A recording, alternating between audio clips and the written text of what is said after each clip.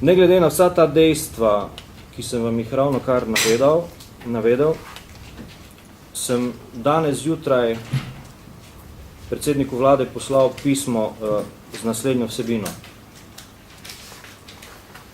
Spoštovani gospod predsednik vlade, glede na zadnja dogajanja povezana predvsem z dogodki okrog odpadanja protipožarne zaščite v predoru Šentvid, sem se po dolgem in tehtnem premisleku odločil, da vam kot predsedniku vlade ponudim odstop z mesta ministra za promet. Sam sem trdno prepričan, da sem v zvezi s tem projektom naredil vse in še več, da bi predor bil predan v varno uporabo v dogovorjenem roku. Vsa namigovanja okrog prehitrega odpiranja v smislu predvolilnih potez se mi zdijo nesmiselna.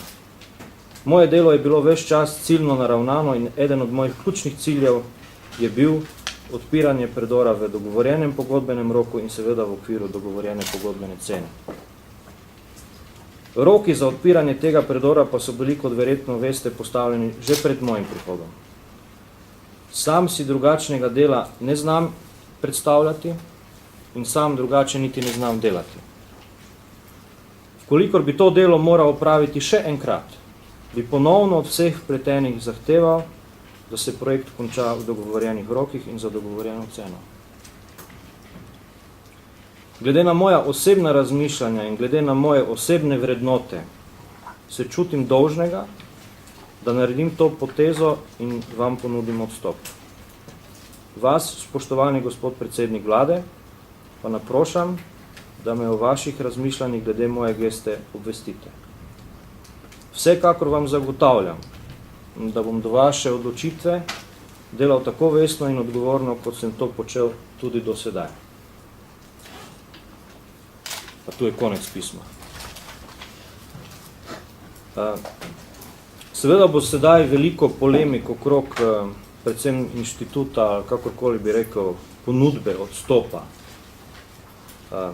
Vendar se mi zdi, vsaj iz mojega zornega kota, to civilizirano dejanje, ki se mora zgoditi, vkolikor se zgodi takšna zadeva, kot se je zgodila. Gre na nek način tudi za politično higieno. V nobenem primeru se ne želim izogniti vsebinskemu reševanju tega problema, kar bom delal tudi naprej, kakor dolgo bom seveda to mogel in mi bo dopuščeno. Poskušal bom seveda odkriti srž problema, oziroma poskušal bom priti do dna, kot se temu reče, poiskati tudi morebitne sistemske napake.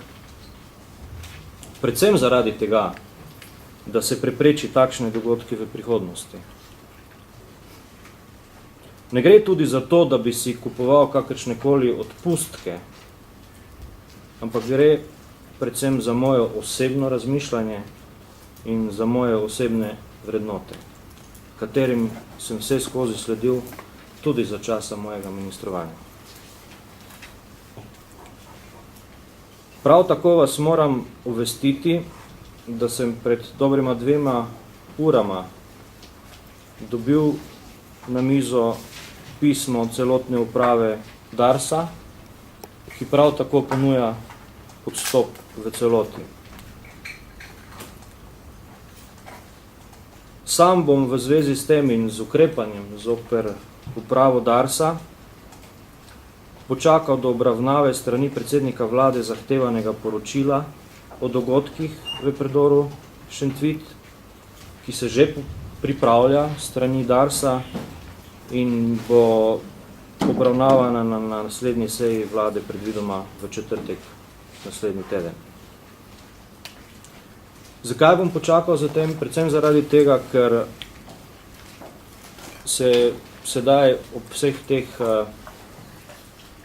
bom rekel, raziskovanjih ali kakorkoli že, še vedno postavljajo neke dileme, na katere bi želel imeti jasne odgovore. In te odgovore bom prav gotovo dobil skozi to poročilo, ki sem vam ga tudi omenil. Toliko morda z moje strani za začetek.